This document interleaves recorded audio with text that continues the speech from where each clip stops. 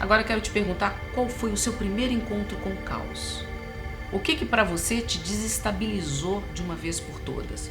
O que para você significou algo que você nem respirou? Sabe aquela coisa que você para de respirar? Quando a gente percebe que a gente passou por algo que a gente nem respirou, algo disruptivo aconteceu. Essa é uma marca.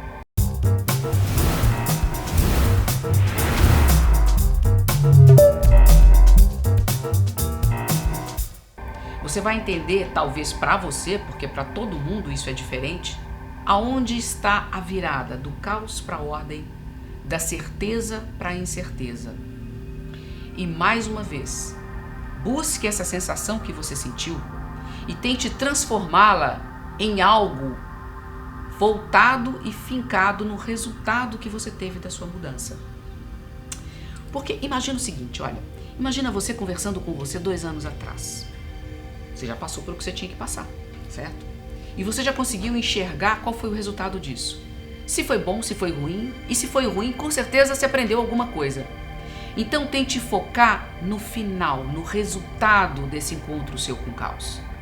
Porque essa, mais uma vez, essa forma de encarar algo que você teve que fazer no meio de uma incerteza e teve que buscar resultado, vai ajudar a você a se conhecer mais para lidar com os momentos de incerteza.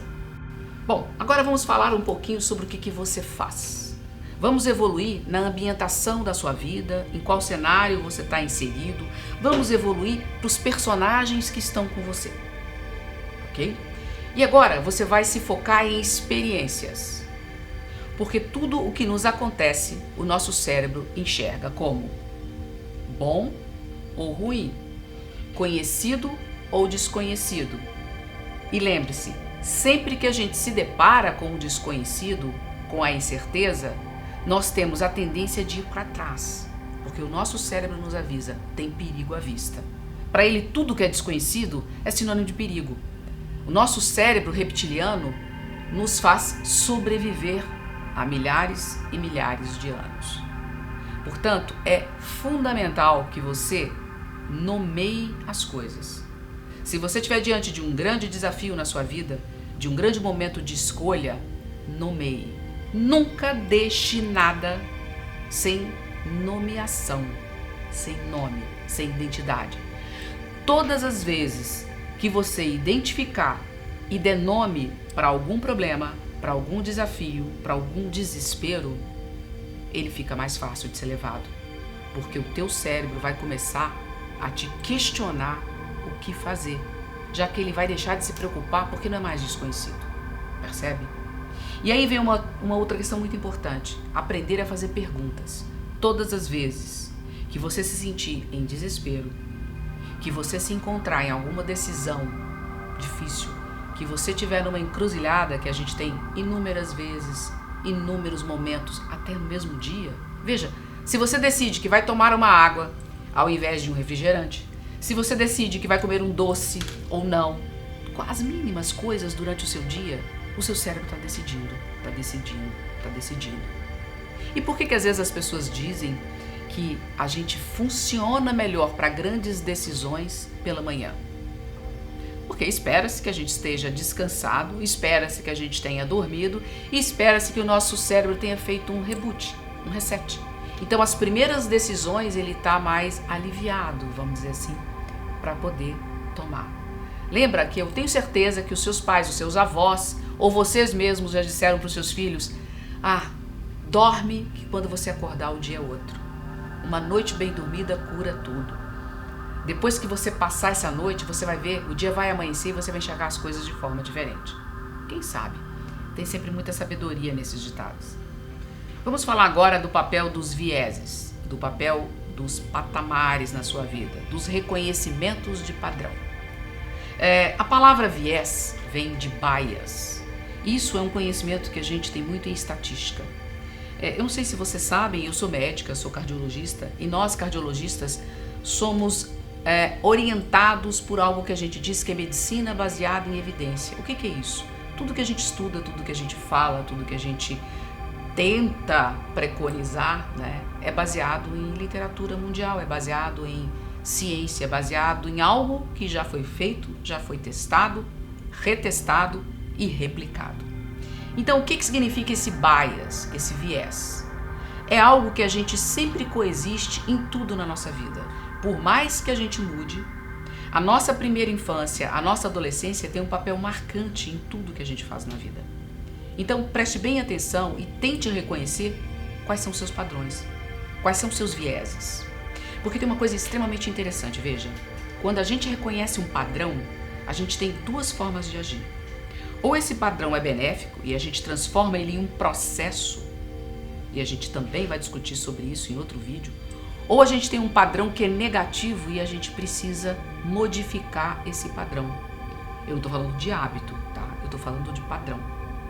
Por exemplo, se você tem um padrão específico que está na sua cabeça para relacionamentos, você vai ter a tendência de repetir estes padrões.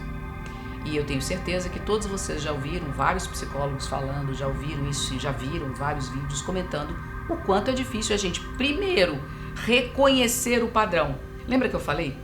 Quando a gente reconhece e nomeia, fica tudo mais fácil. Então, quando você reconhece um padrão seu, quando você nomeia, você consegue ou fugir dele ou repeti-lo conscientemente. Quando você faz isso conscientemente, você diminui o seu viés de ação. Quando você reconhece o seu padrão, quando você reconhece o que mexe com você, você consegue fazer essa mudança conscientemente. E aí sim você se modifica. Aí sim você consegue evoluir para um processo positivo ou involuir ou não seguir para esse lado.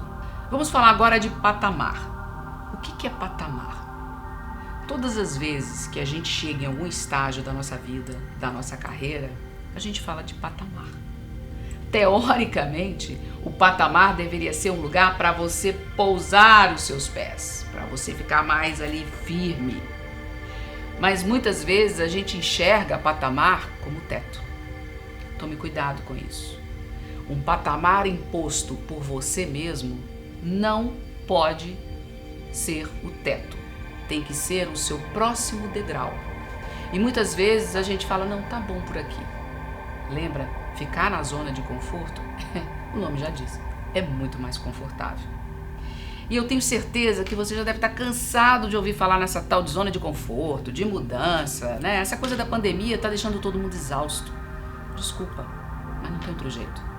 E o mais importante aqui é você se acostumar com o padrão da incerteza, se acostumar a reconhecer como você age, o que te move, para que você possa fazer mudanças adequadas de cenário, como eu falei antes, de personagens ao seu redor e de resultados para a sua vida. E quando a gente chega na parte de resultados, a gente chega numa coisa que a gente chama de proposta de valor. Proposta de valor é muito conhecido para quem lida com negócios, para quem lida com área executiva, vamos dizer assim. Porque a gente tem que ter uma proposta de valor para o nosso negócio, para o nosso produto. Mas eu diria que hoje a gente tem que ter uma proposta de valor também para a nossa vida. Você já deve ter percebido que todos os padrões, novamente, tudo aquilo que valia muito hoje não vale tanto.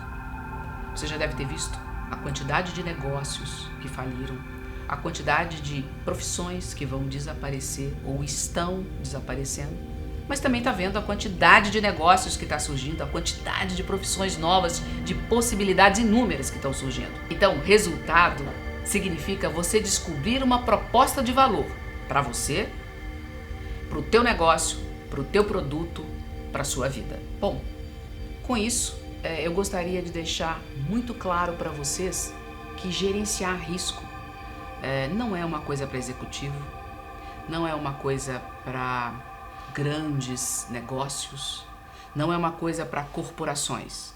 Gerenciar risco é para você, para o seu dia a dia, para que você faça a escolha adequada em qualquer área da sua vida.